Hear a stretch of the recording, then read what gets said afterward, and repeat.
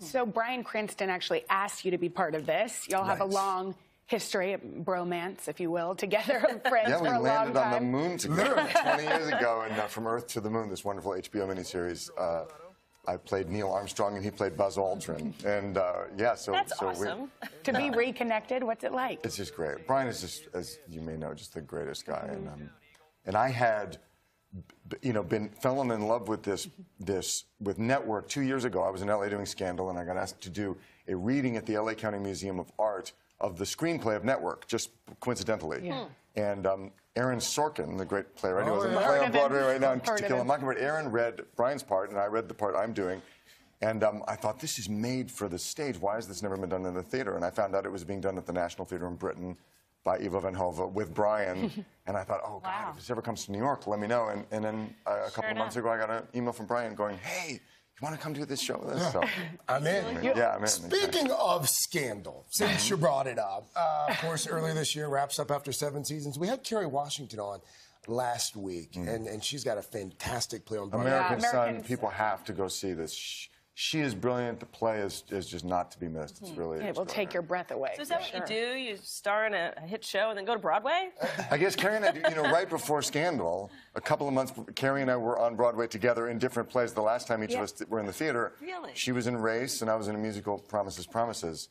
And right after that, we both did the pilot for Scandal. And now, 7 or 8 years later, here we are again. So talk about your Scandal family. Do y'all stay in touch? Are there text chains? We stay in touch daily.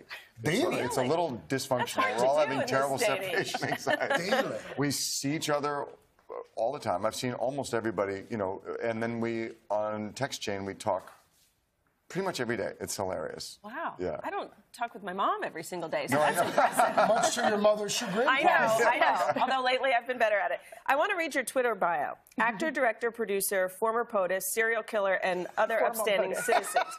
Why are you so good at being bad? Is that a technique that I guess I try and act out in my fantasy life what I can't do in my real life. Is it fun?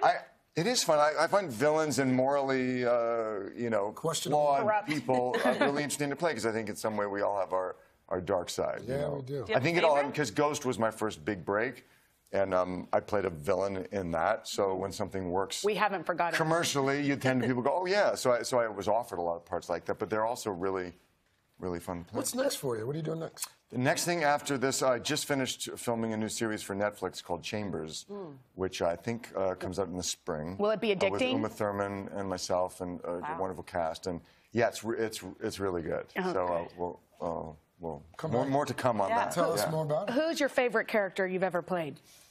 Wow. That's a big one. Yeah, it's a big one. Is it like asking your favorite child?